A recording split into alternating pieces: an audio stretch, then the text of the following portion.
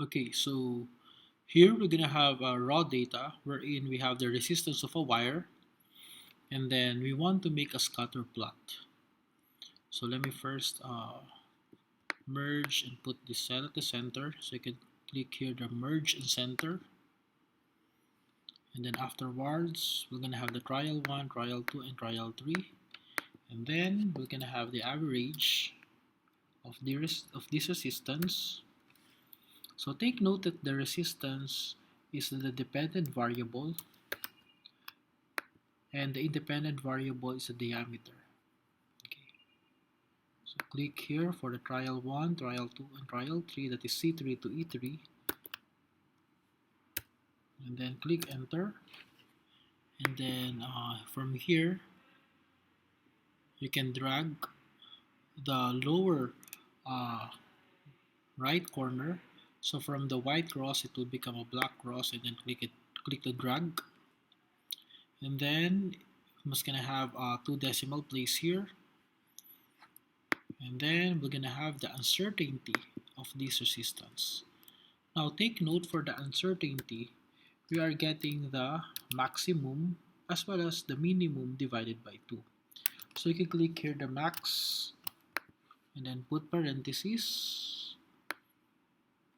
and then minus the minimum. So sorry for that. So take note that you can also, whatever you are typing here, you can see it at the formula bar.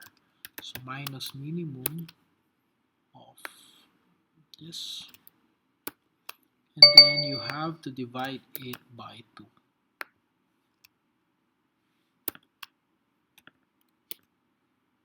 Click enter.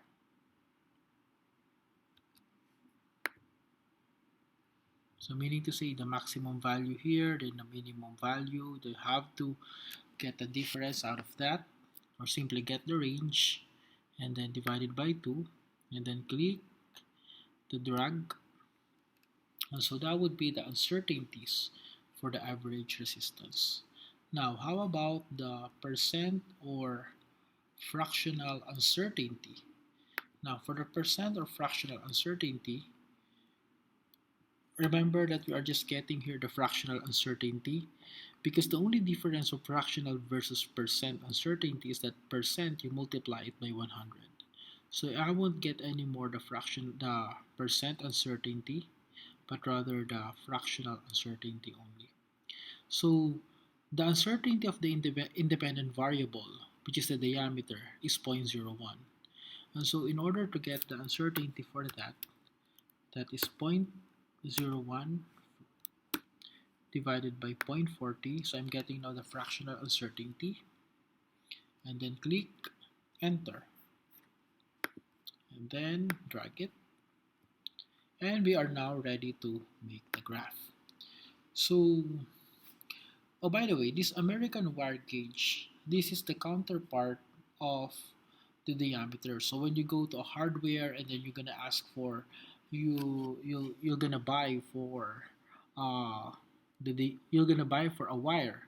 So the salesperson there will gonna ask you on what wire gauge you're gonna be using.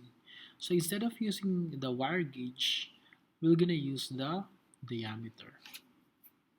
Okay, next. And so therefore we are now ready to graph or make a scatter plot. I will select diameter versus the average. So if you are using your Windows computer, you're gonna select control on your keyboard, and then after that highlight the average resistance, or if you are using Mac, you can use a command function. And next, after that, uh, insert. After insert, click on chart and then XY scatter, and you can edit the chart title here. So you can click on the chart and then edit the chart title. So I think the better title would be resistance versus diameter. Or you can actually click the chart and then click the add chart element, and then you can click on the chart title, and then there's like, is it above or above chart or centered overlaid, but this one is okay, above chart. And then you can also click the axis titles. For the primary or horizontal title, that is the diameter, so we're gonna change that into diameter. So we have here diameter,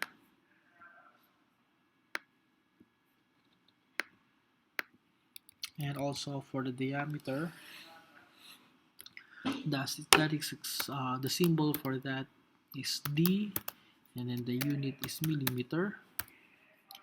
And then you can also click on the art chart, and then primary vertical, and for the primary vertical we are using uh, resistance, and then a unit of so the symbol is R, and then the unit is ohms.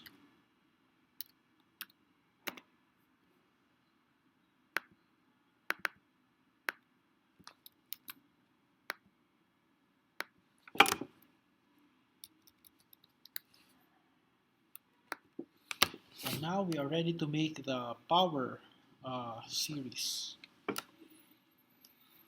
Now click on the chart, so chart design, and then add chart element, and then click on the uh, trend line.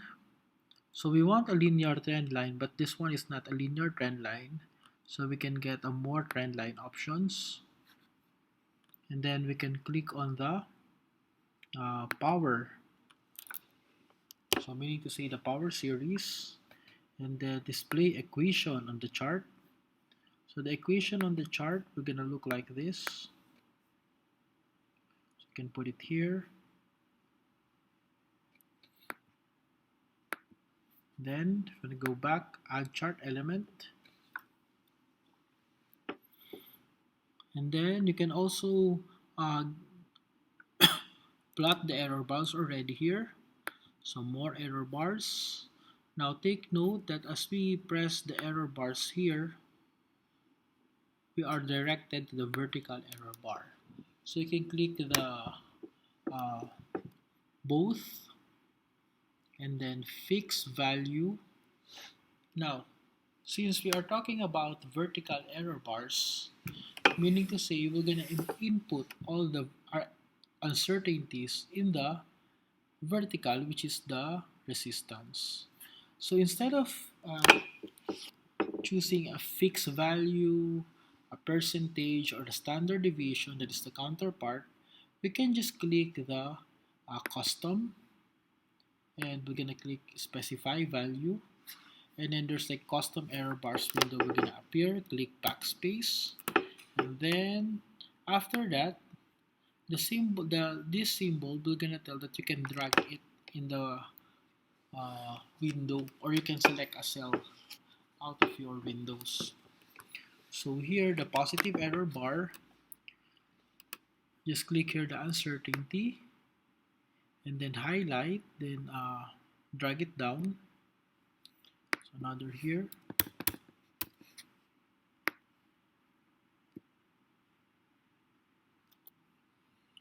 and then click OK. So the error bars are changed. Now, how about the horizontal error bar? So for the horizontal error bar, we're gonna get the absolute uncertainty, which is 0.01. Remember that we are getting the absolute uncertainty, not the percent or fractional uncertainty, when we are doing the error bar. So here I can double click this, and then I can click add chart element, and then error bars, and then more error bar options. And take note, from vertical it has been changed to horizontal error bar. And what is the fixed value for the independent variable? that is 0.01, and so therefore this one for the fixed value that is 0.01, and it has changed. Okay, now I want you to focus on the value of this trendline equation in the uh, power series. So what we can do here is this. It will gonna give us a clue that the x value is raised to negative 2. Now, how about for squaring the diameter? So from here, uh, we're gonna get an idea that the diameter will be raised to negative 2 because of the power series. Okay, so I can write here square diameter. Diameter squared negative.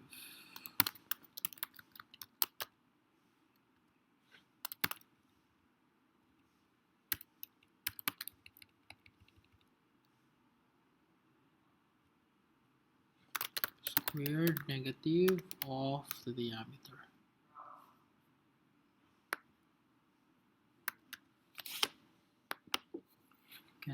I can click wrap text and then click options or alternate, enter, or in Mac it says option return, and then I can click the units, that is millimeter raised to negative 2.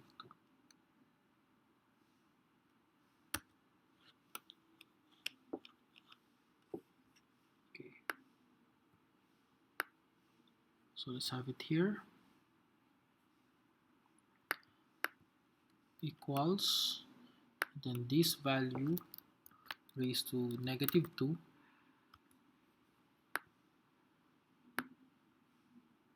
and let's drag it, and then after that you may want to get the uncertainty of diameter raised to negative 2.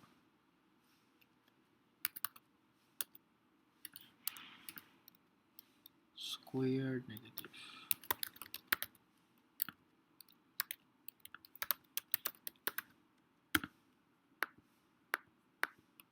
So we can click on that, click wrap text.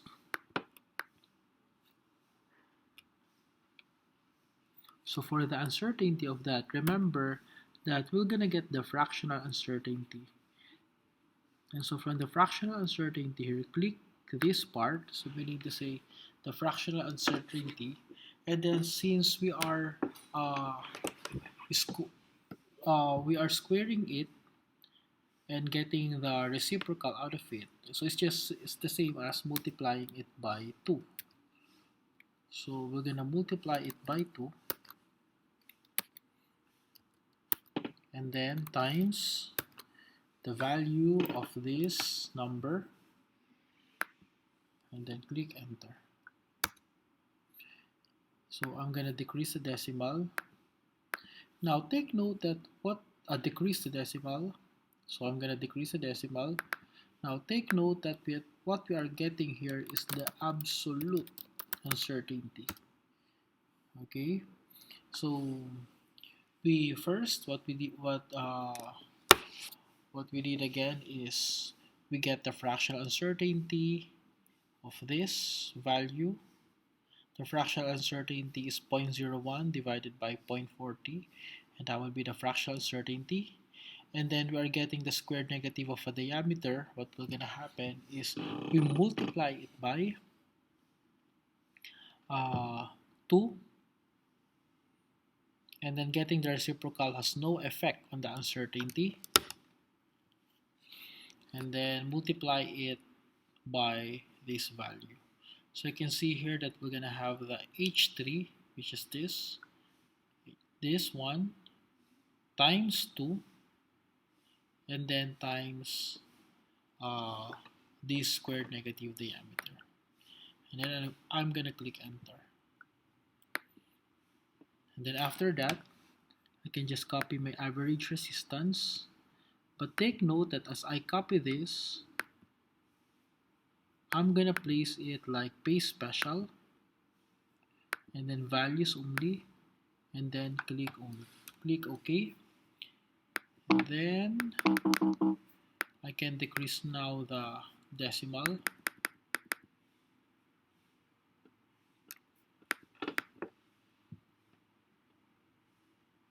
Then click merge and center or wrap text, by the way. Click wrap text. And then how about the uncertainty of that it is just equal to same value.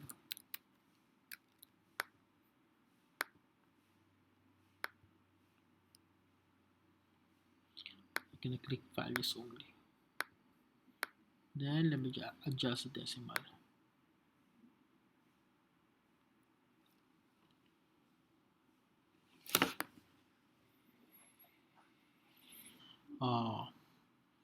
We're now ready for plotting the maximum slope and the minimum slope. Now take note that on this part, this is the steepest slope, that is the maximum slope. And so from this point, we're gonna have x plus delta x, or x plus the uncertainty in the x. And then for the y, we go back by its absolute uncertainty by 1. And then for the maximum, this is the x minus delta x, and then y plus delta y. And so also for the minimum slope, this is the point, and then this is the minimum point. So let me just copy this part for the maximum. Let's copy, I think this one. Okay. So first point, we have the uncertainty, which is on this part. This would be the diameter. So this one is diameter, and then for this part, this would be the resistance. Okay, so we're gonna get first the squared negative, and so that is plus the uncertainty. Next, for the lower part, we're gonna have here minus the uncertainty. Next, for the y, we're gonna have average minus this one, and then here average resistance plus this one.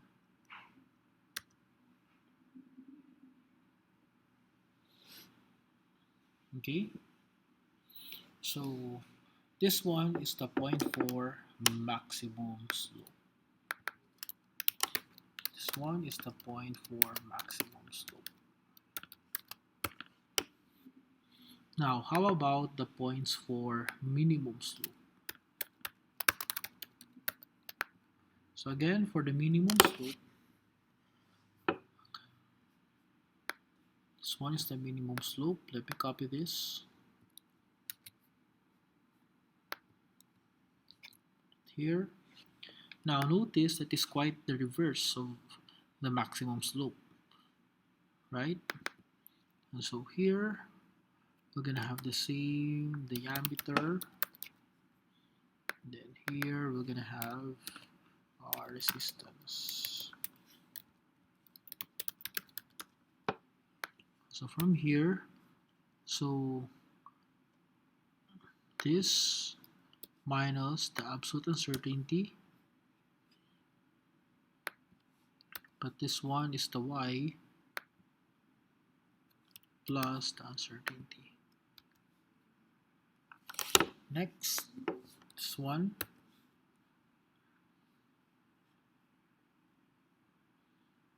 x plus the absolute uncertainty here, and then this one is average resistance minus this one. Let me just repeat it. Minus this one. Okay, so if you're gonna compare the values here, just double check.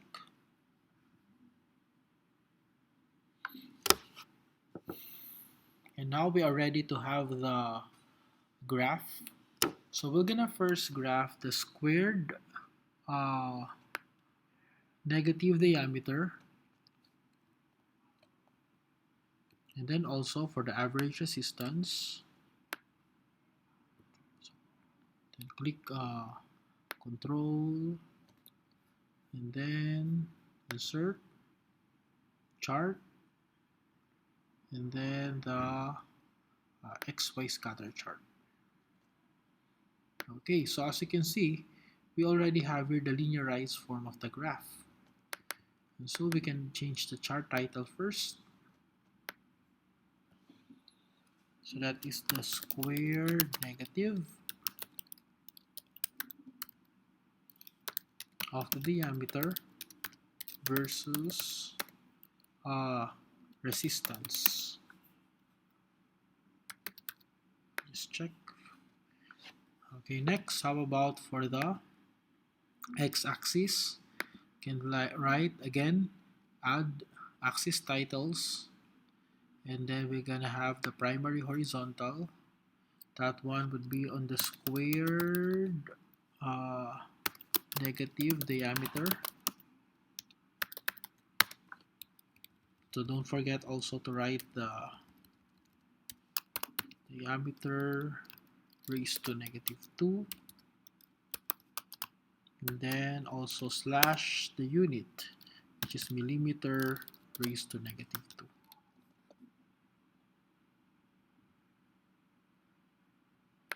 Next, how about for the horizontal axis title, then primary. Now, how about for the vertical? This one would be the resistance.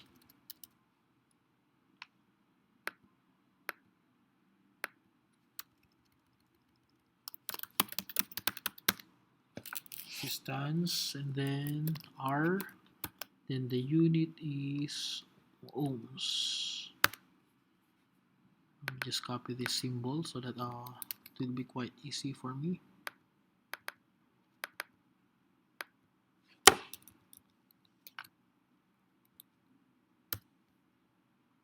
Okay.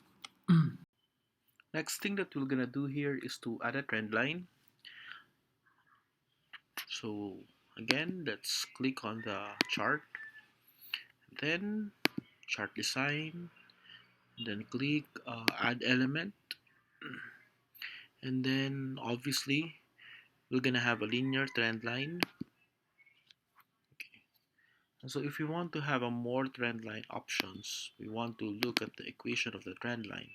Just double click it, and then click on display equation on the chart. Okay, so we are now we can see here that the x is raised to 1, so definitely this one is a trend line. So we can now see here we have the line of y equals to 0.536x plus 0.1817. So this is the equation of the line. And next, we can also adjust on the minor grid lines and the major grid lines. So from here, we can simply click on the grid lines, and then we could click the primary horizontal grid lines. So we're seeing a lot of divisions now from the horizontal, and then grid lines again, then the primary minor vertical. And from here, we can also adjust on the uh, major units and the minor units. So the major unit here is 2. Now, if you put it like in one major units, and so there's like the number here we're gonna increase from 0, 1, 2, 3, 4, 5. Okay, so I'll just click 2 so that our graph will gonna look nice. And next, point 4. How about this one? So if I'm going to have my minor, okay, so meaning to say that is the division per each minor lines here. So if I'm going to select point, say for example, point 0.5. So here we're gonna have zero point 0.5 spaces for each. Okay, so next, if I'm going to select about point 10, okay, or point 1. So look how the minor grid lines change. So let me stick with point 4. Okay, next, how about for this? One. Okay, but first let me check the maximum here. Can we have a maximum of 20 on the, okay, there you have. And then here a maximum of, let me just see the graph. Okay, I think that would be fine. A maximum of 35. Let's see here. Then click this part, and then axis options, and then 35. Okay. So from the major units, we're gonna have like a 5, and then the minor is 1.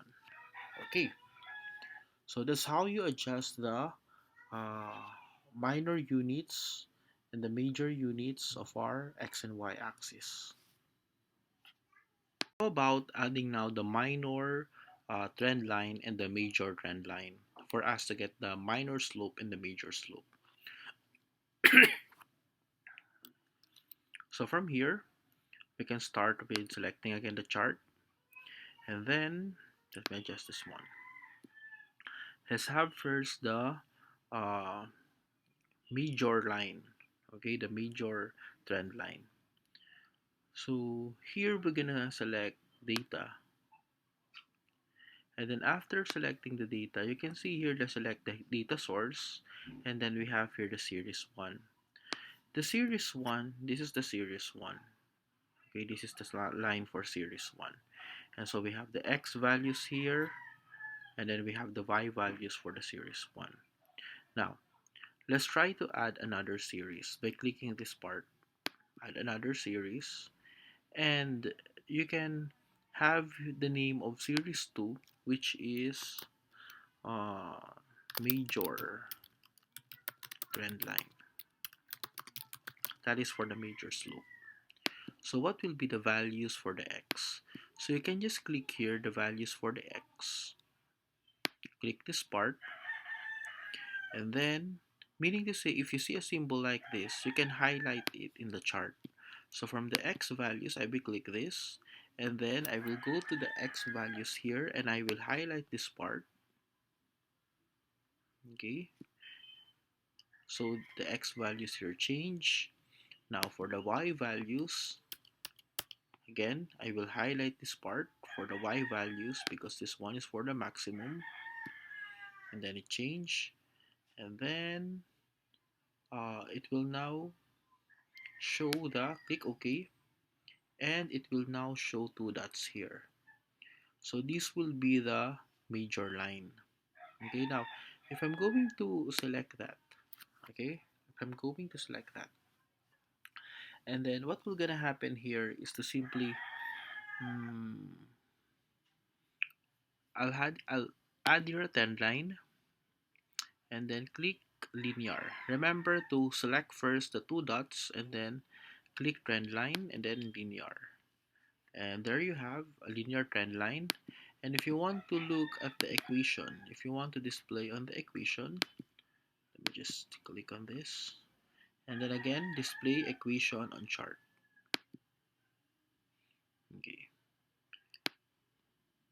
So by the way, if you want to change the color, that would be fine. So let's try to change the color here. So we're gonna have a text options, and then what's the color now of that? Okay, so let's select this. Mhm. This one. You can add like orange. Okay, and then for this one, we could have add up blue. Okay, we could change this into blue so that you will not be confused. Okay, next. How about for entering the other minor trend line? Okay, so again, select data, and then after selecting your data, click add, and then for the series 3, change that name. That would be the minor trend line. And then click the X values. What will be the X values? This will be our X values here. And then click. And then for this one, this will be our X values here. And then click OK. There you have. And then click that gray one. And then again add chart element, click trend line, click linear. Okay, and then let's try to display again the equation. You can double click this part.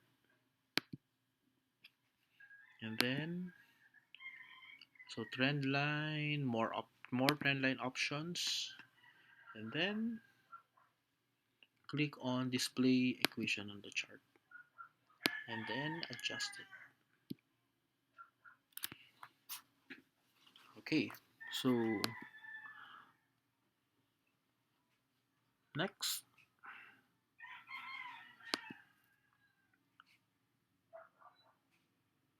now we forgot to make the horizontal error bars for this trend line.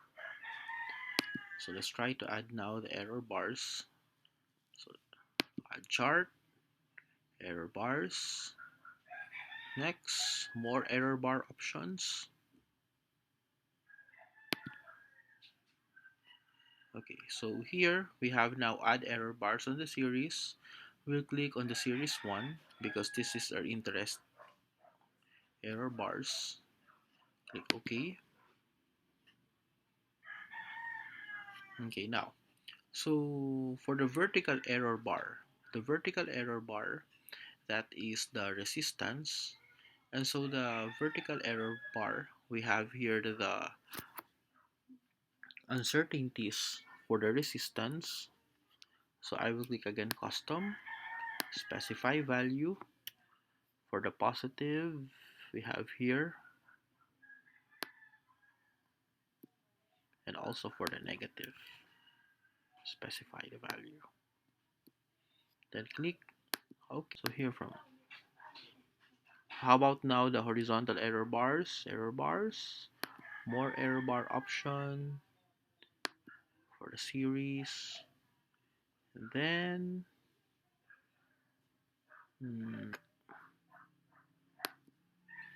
the horizontal error bar.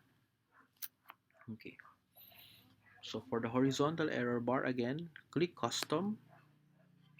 And then let's specify now the value. So the value here, absolute uncertainties of the horizontal, that is for the diameter, and same with this. Then click OK. Okay, so that would be the graph with horizontal error bars and the specific dots. So we will now change the marker, and then for the marker options, we click the built-in. Okay, we'll click the built-in, and then we will click the X mark. Okay, so that will be now an X mark option. Okay,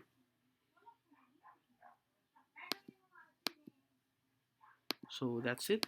That would be now the value of our graph.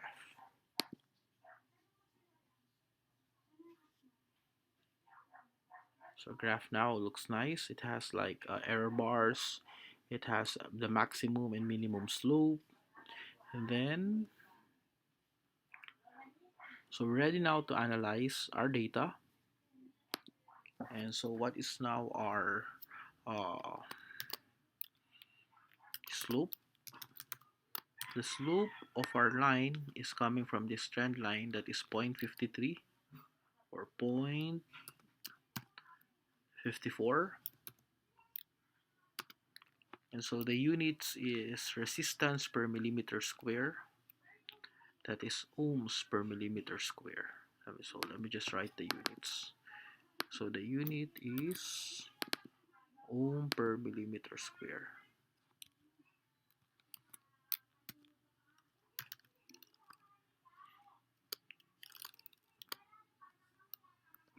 So next, what will be the uncertainty of our slope? So the slope uncertainty,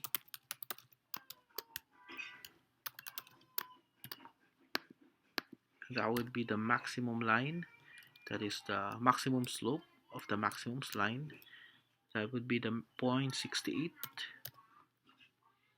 minus 0.45, 0.44, then divided by 2. Okay, so this will be the uncertainty of our slope. How about for the y-intercept? So the y-intercept value is 0.1817, 0.1817 or 0.18. And then the unit for 0.18 is, what's the unit now for 0.18? That would be the ohms. The unit of 0.18 is ohms. And then uncertainty is, now how about for the uncertainty of the y-intercept? Equals, so that would be negative 1.3, 1.23 minus 1.164, so 1.16, then just divide it by 2.